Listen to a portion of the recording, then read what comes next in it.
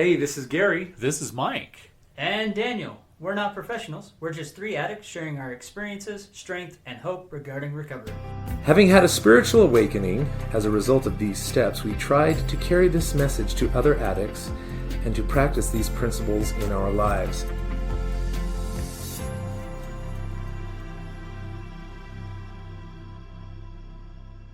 To another episode of the 12th Step Podcast. This is Mike. And this is Gary. And this is Daniel. Welcome. Good to be back together again. It is. Yep. We have a couple of folks that have written in. Always great to listen to hear from our listeners, and so we're going to be addressing an email from Keith tonight.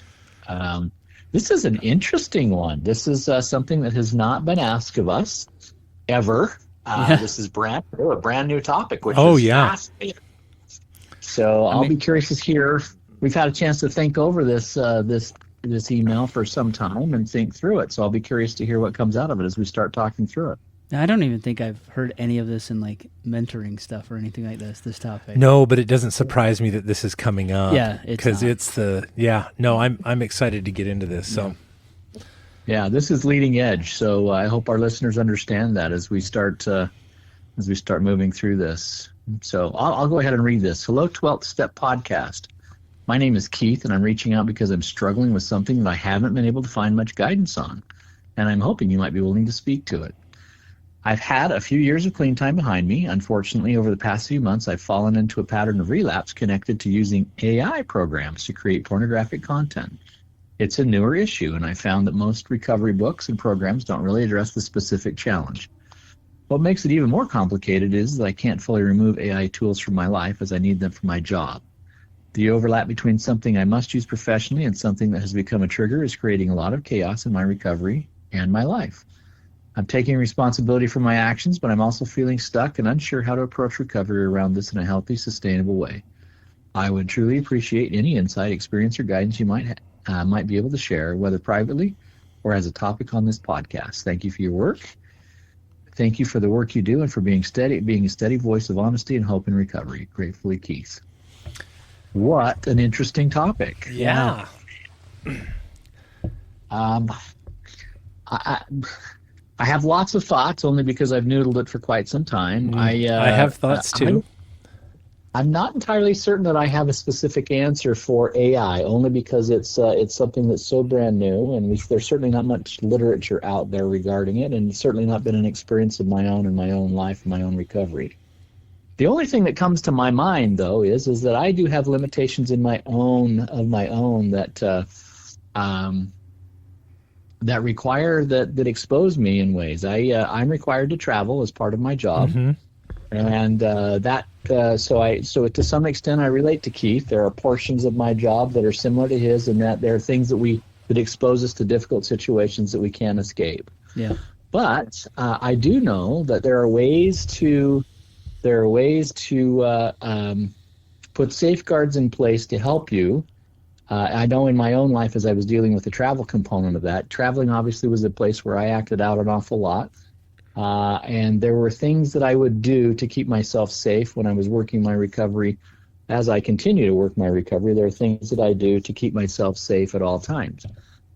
Very early on, the things I would do would often be, if I were in a hotel room, I would disable the TV. I always disabled the TV. And that for me, that was, I didn't have to necessarily remove it from the wall. We're all familiar with folks who we know who literally removed the TV and took it to the counter and said, I don't want this in my room. I simply disabled the TV and tossed it in tossed the batteries and a few things like that in the garbage can. And I did it as soon as I walked in the room. There was something about that, doing it as soon as I walked in the room, that made me feel like, yeah, I just put my foot down. This is not something I want to mess with. Mm-hmm. So that was helpful for me. There were other things I would do. I would check in regularly whenever I moved from location to location in my meetings. I would reach out to somebody who was paying attention to what I was doing. My wife, in many cases, it could have been a sponsor. I know there were times I reached out to Gary a time or two as I was moving about. I always stayed in open places when I needed to access the internet. I would go to the hotel lobby. I would do a variety of other things that were that would keep me in open places, that I would not look at pornography. I would do the things that I needed to do in open spaces rather than where people would be present, rather than in the confines of my room. That sort of stuff. There became things that I knew that I could do to keep myself safe. And so I would develop a plan before I left, a safety plan and I would share that with my counselor. I would share that with my sponsor. I'd share with whoever I could. And I'm certain, I've got to think through AI. I use AI a little bit in my job, and I got to think through some of what I would probably do in terms of that particular concern. But there has to be. I'm certain that there would be. If Keith would put his collective head together with maybe his sponsor or even a counselor, I'm certain there could be steps that could be produced, safety nets, if you will, that enable him to do the work that he needs to do and still be safe with this. I don't know what your thoughts are, but that's kind of what I came up with. I mean, I would have to agree that, safety plans, safety nets, whatever you want to call it, are very important. I mean, my question is, how do you transition from work to generating this type of content? Well, I don't know much about it. I have very, very limited experience with AI, period. But I've been thinking about it, and I've asked some people a little bit about it. And so, first of all, more to what Mike was saying, the idea or principle of you cannot sterilize your environment is applicable. Correct. And all addicts have some experience with that. You can't sterilize your environment. You're going to come across it from time to time in one way or another. The idea of having things that we are required to do at work overlap with things that we abused to further our addiction is also not new or strange. Correct. And there will be principles and people that can help you support that. As far as the AI stuff itself, I imagine that it's probably a really insidious form of pornography, as it's probably interactive on a level that might not be otherwise. Yeah, you type in a response and it generates what you're asking it to do. I mean, but this is kind of where, for me, there's a disconnect, because like when you're looking for pornography on the web, you can type in a site and you can go to that, you just find it. For AI to generate that, you actually have to write up a prompting and a script for it to run to be able to create that. So it's a little bit more involved. I would imagine finding something that has already sourced that for you. Correct. Yeah. And so it feels a little more involved. So how do you go from, and this is my question that we don't have the answer to, is how do you go from, I'm using this as a tool to maybe edit documents or make changes to things for work, to now I'm giving it a prompt to create, whether that's erotic text or an image or something like that. I would imagine that there are, I'm sure that there are sites and applications and things like that that are specifically up to provide that kind of stuff. So one question is in your AI usage, are you using things that are specifically intended to be pornographic or erotic in nature? Okay, because that's very much akin to going to websites that are specifically pornographic in nature, and that's something. If you're taking something that is a general tool and then making it to be used that way, then Daniel's right. Then you're involving you're guiding that, you're prompting it. Yeah. You know what I mean? But no, I imagine that it's that kind of stuff scares me. Yeah, and I mean the thing is it's just a tool. It doesn't know the morality of things. It's doing what you're instructing it to do. I would say maybe there's some safeguards you put in place, as far as, maybe there's other individuals in the office that that can access the tool and they do the editing, or they use it to do whatever that purpose is for I would work. also imagine that there's got to be some way that you could go into it and give it guidelines on how to respond to you. Don't respond to me this way. Don't. Unfortunately, there is not. There's not? No, and that's one of the things that a couple, like Illinois and a couple other states are trying to crack down on, is it's not designed that way. Whatever prompt you put in is what it does.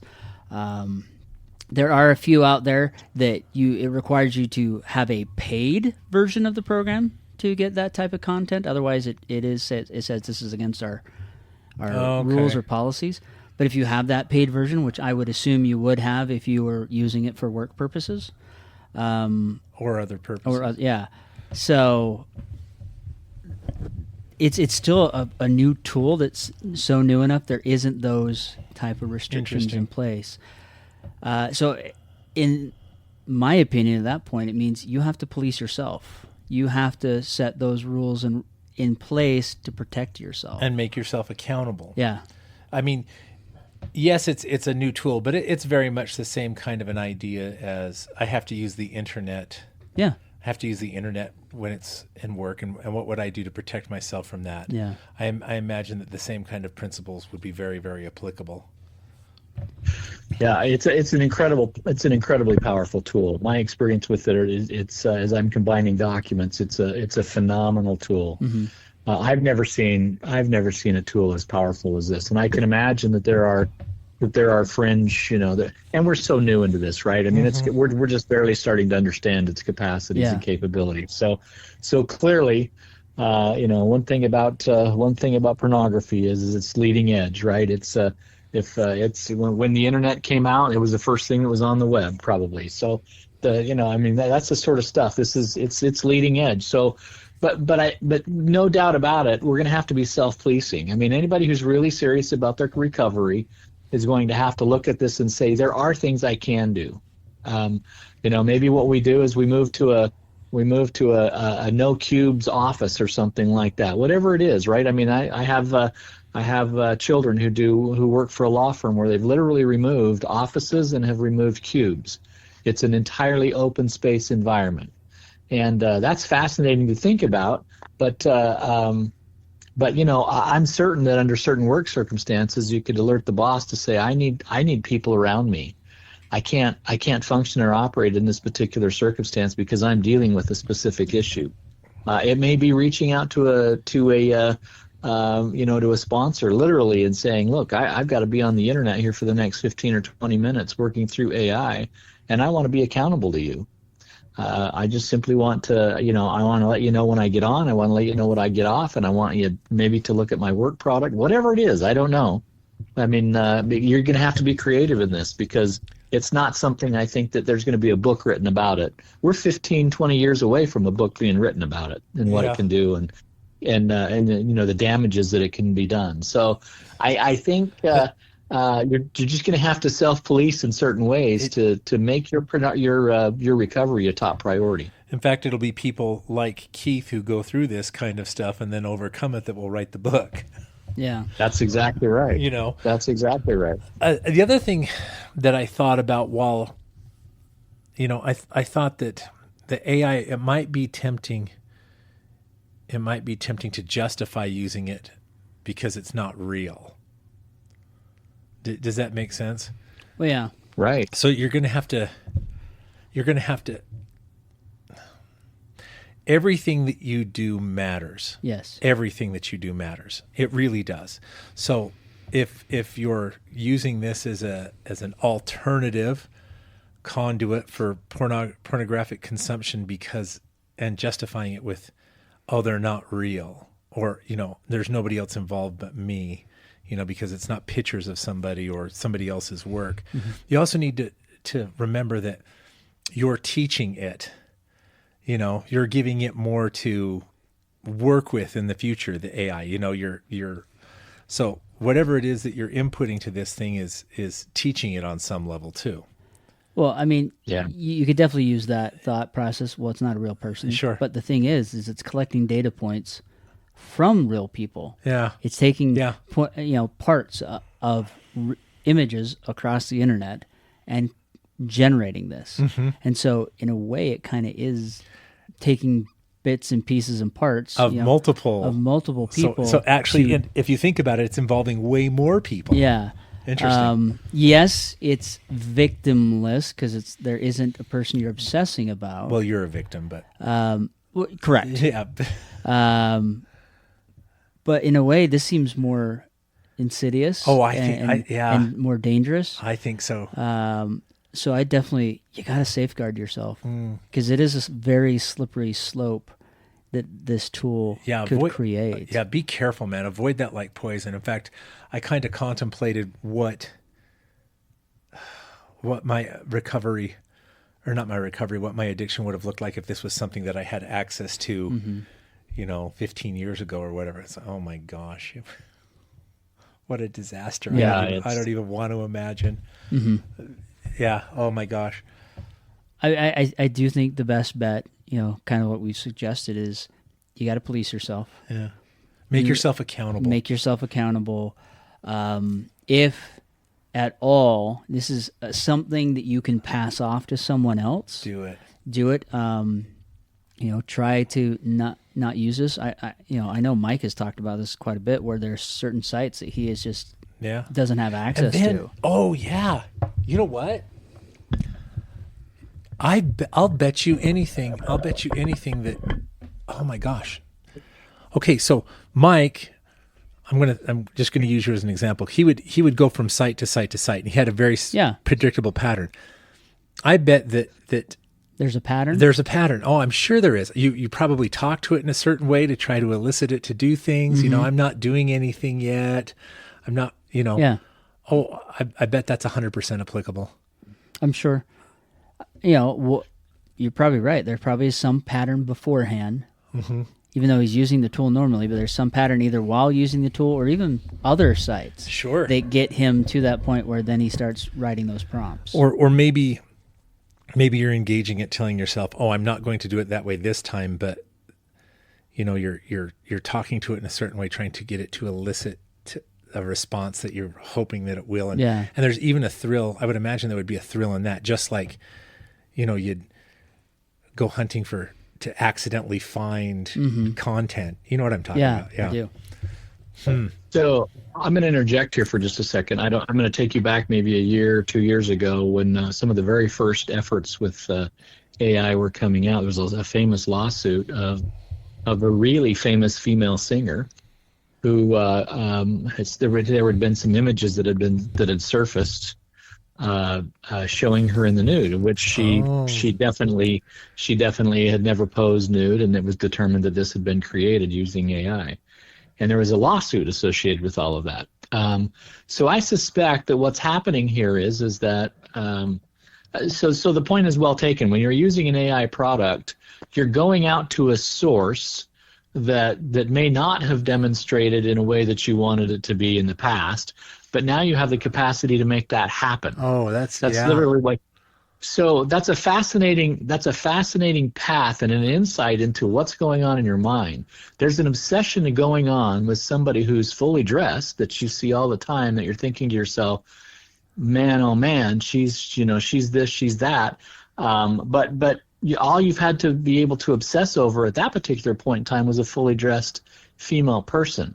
And I think that's really the core issue of what's going on here is that there's an obsession that still hasn't been resolved, whether this person is dressed or not dressed. Pornography just makes it really convenient that these people are not dressed, right? They're engaging in sexual acts that is feeding this dopamine rush that's going on. And all we've really done is said, look, I'd like to put the face and body of this person that I can't see and merge that with this person that is acting these particular things out. And what I get then is this incredible, this hyperscaled rush of dopamine, because now I'm seeing the person that I have literally I have lusted over or whatever for a long period of time. So the point being is that it may be important to address those issues, right? Just because somebody doesn't engage in a pornographic act and we can't watch it doesn't mean that we still don't have an unresolved issue, even with people around us or people in our lives or people that are famous or people, whatever it is, because those are the sources you have to combine together in the AI environment to create what you're really looking for. Wow. So I think there's some issues that are still maybe unresolved. If we're talking about obsessing over somebody just because that person may be a performer or may be visible and maybe wear costumes or whatever the case may be, that elicits some level of excitement for us as we're watching them perform. Maybe we're not addressing maybe we're just simply not addressing our addictive behaviors at all levels like we need to be. No, if that makes sense. That's an excellent point. It didn't even occur to me. I mentioned a little earlier in the podcast about it. There's not a real person involved. Well, now you can involve real people without their permission or consent, and that's a whole exactly new right. That's a whole new level. I didn't even think of that. Yeah. Yeah, somebody had posted images of this famous singer on the internet that were showing this person as though they had pictures taken of them nude. There was and she obviously took exception to that, filed a massive lawsuit, and was successful in that particular claim. And I think it makes sense, right? I mean, that's what we're really up against as we head into this AI age. And I think that that's the only way, in my mind anyway, that what we're bringing together is this obsession about somebody who's fully dressed and combining that with somebody who's not in a way that we're saying, now I can see this person's body that I absolutely, I can't stop thinking about having. You see what I'm saying? You're creating this moment as though this is the ultimate sexual experience. And like I said, I think I believe addiction is a person can actually obsess and have an addictive behavior with somebody who's not necessarily engaging in sexual activity. So it's important to navigate that. I will tell you from my own experience, when I travel, I still struggle with because now all of a sudden I'm out in the open. I still see women everywhere. And if I'm having a chaotic moment in my particular, I'm drawn to parts. And I have to remind myself, Mike, that's not what, this is what's important. Stare this person in the eyes and see their life and everything that's going on, because their eyes will tell an awful lot. Look at their face. Get to know them. Understand them as a person, not as parts. Right. And these are people that I know nothing of, right? I just simply see them as I'm passing by. I can imagine what happens in AI, right? It's a matter of bringing something together of people. It's bringing all that together and creating a sexual experience with somebody that we fantasized over a long period of time. That's not healthy behavior. No. That's not recovery. Wow. Now, I do feel like I need to point out that we don't know exactly how Keith, this is a new thing for us, so we're just kind of talking about it openly, Yes. and I hope you don't think that we're drawing any conclusions. I actually really appreciate you being brave enough and honest enough to bring this up and to talk about Absolutely. it. I don't know that we would have otherwise. Well, I'll tell you that this is not just Keith's problem. I've got to think if Keith is experiencing it, this is, I've got to think there are other addicts who are listening in that this is potentially, if it isn't now, it will be in the next few years, right? Yeah. This will be a problem. The other thing that I was thinking about is, there have been many times in my own recovery where I'll be listening to other people's stories and their experience differs a little bit from mine, but I go, there, but by the grace of God go I, Right. And this is one of those situations where I think to myself, oh, if I had access to this, or no, it's scary. It's insidious is the right word. It's some next level stuff. Yeah. I think the problem really relies with obsession over anything, Sure. right? Or any person, I guess I should say, in this particular case.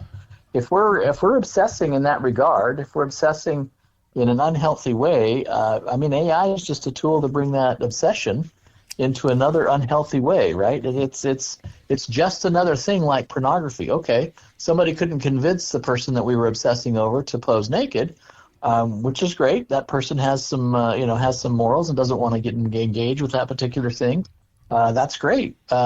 Now, just because we have a tool that says, well, wait, I can make that all happen just because you chose not to, that's still not healthy. And so we have to find ways to deal with our obsessions. That's really what's important here. I remember having a conversation with somebody from my group. He's not, I don't know if he listens in on this podcast, but it was a fascinating conversation about it. He was traveling one time, and he happened to look out of his hotel room, and he saw something that was something that elevated him, that caused him to it caused him, to get very much sexually excited. And he called me on the phone. He called me on the phone and said, "This is what I've seen." And I said, my response to him was, yeah, but it doesn't mean you have to go masturbate. Mm-hmm.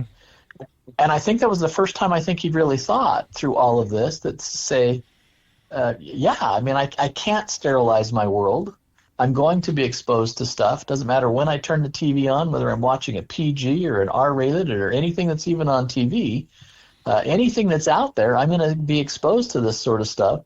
I can't sterilize my universe. When I walk into the mall, I still see stuff, and I'm still exposed to women who are wearing a whole lot of nothing during summer months or whatever. Just because that's what they chose to wear that day doesn't mean that I have to act out. And I think that's part of what we're talking about here to some extent is that, okay, I've got to use AI, but it doesn't mean I have to use it for negative things. Yeah. Interesting. And I certainly don't have to go act out as a result of it. Yeah.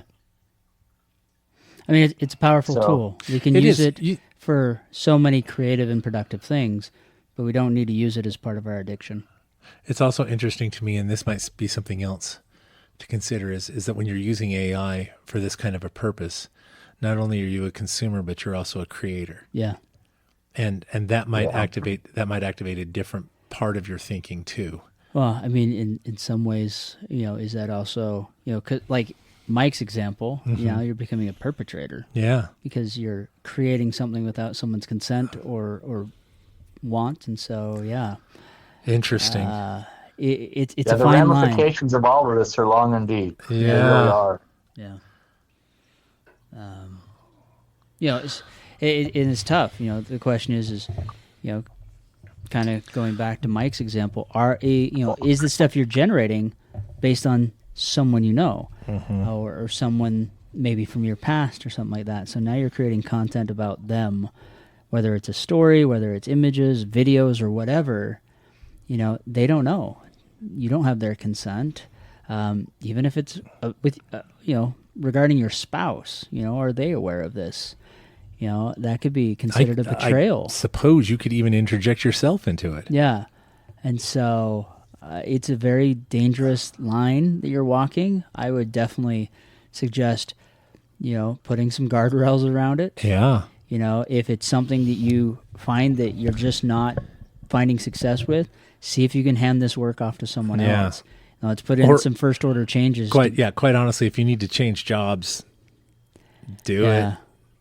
Yeah, because it sounds like a very slippery slope. Because if you've had years of, recovery, and now suddenly you find yourself in that repeating of pattern of constantly relapsing, something's got to change. Yeah, I do. However, I do think I want to reiterate that even though the what is a little bit different, I think that the governing principles still work. Mm-hmm.